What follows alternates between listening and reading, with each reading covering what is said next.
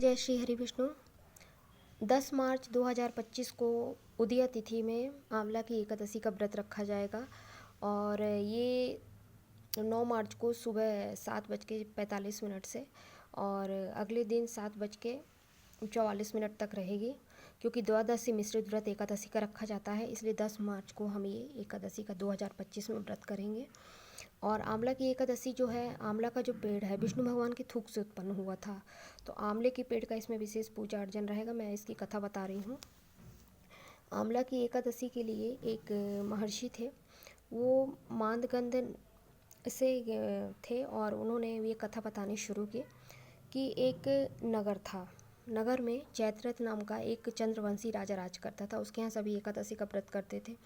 कोई भी एकादशी के दिन अपने घर भोजन नहीं बनाता था। सभी मतलब भरपूर फल फूल से और रात्रि जागरण करते हुए श्री हरि विष्णु का एकादशी का व्रत करते थे। इससे हजारों पाप नष्ट होते हैं। तो चैत्ररथ और ऐसे ही करते हुए फागुन की शुक्ल पक्ष को आंवला की एकादशी आती है और उसके प्रजा सभी कोई व्रत करते हैं और विष्णु भगवान सुबह से ही व्रत का संकल्प लेते हैं।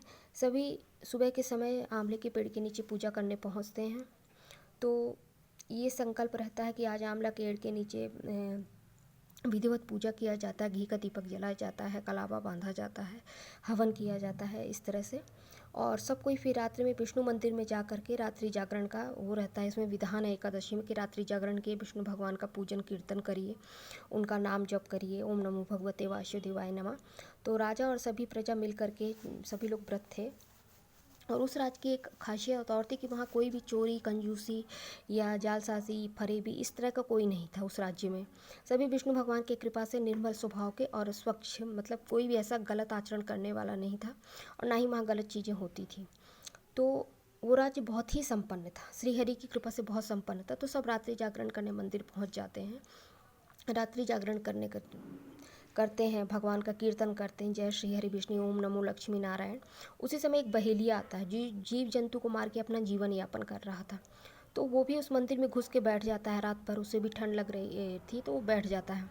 रात भर श्री हरि का भजन सुनता है, लोग कथा करते हैं, उनकी कथा को सुनता है। सुबह उठते ही सभी जो नगरवासी रहते हैं और राजा सब लौट के, राजा अपने महल को जाता है, नगरवासी अपने गाँव को चले जाते हैं, नगर को चले जाते हैं, अपने अपने घरों पे चले जाते हैं अगले दिन, क्योंकि द्वादशी के दिन उनको पारण करना रहता है। तो वो बहेलिया भी अपने घर को वापस जाता है। घर को वापस जाता है तो क्या होता है कि जब तक वो रहता है तो ऐसे इसी तरह से पशु पक्षियों को मार के खाता है। लेकिन उसने एकादशी, आंवला की एकादशी की व्रत कथा और उनका कीर्तन सुना था रात में उस बहेलिया ने। तो जब वो उसकी मृत्यु होती है तो वैश्यदत्त नामक एक राजा था, उसके घर वो विदुरथ नामक राजा था और उनके उस राजा के घर में अगला उसका जन्म होता है एकादशी, आंवला की एकादशी के प्रभाव से। और वो बहुत ही विष्णु भगवान के समान चहुमुखी प्रतिभा वाला और बहुत ही संपन्न, सफलतापूर्वक वो अपने जीवन को यापन करता है। उसके पास चतुरंगी सेना रहती है। सिर्फ आंवला की एकादशी के प्रभाव की वजह से वो इतना संपन्न होता है और हर जगह उसको विजय प्राप्त होती है। तो क्या होता है, एक दिन वो शिकार खेलते हुए जंगल पे चला जाता, बहुत दूर निकल जाता है। बहुत निकलते हैं शाम हो जाती है तो एक पेड़ के नीचे वो लेट जाता है। उसी समय जो जंगली मच्छियाँ होती हैं वो आती हैं, उसको मारो मारो मारो, इसके ये राजा कई सारे मतलब जीव जंतुओं को मारा, हम भी इसे मारेंगे, इस तरह से बोलने लगती हैं। तो बहुत से उस पर वार करते हैं, लेकिन उसके ऊपर जो तीरों का जो वाण का जो प्रभाव रहता है वो पुष्प के समान प्रतीत होता है। थोड़ी देर बाद वो मच्छी से फिर क्या होता है, राजा के अंदर से एक शक्ति प्रकट होती है, बहुत दिव्य शक्ति, जिसकी भ्रिकुटी एक स्त्री रहती है, बहुत टेढ़ी रहती है और आंखों से लाल अग्नि निकलती है। जितनी मच्छियाँ रहती है सभी को मार डालती है।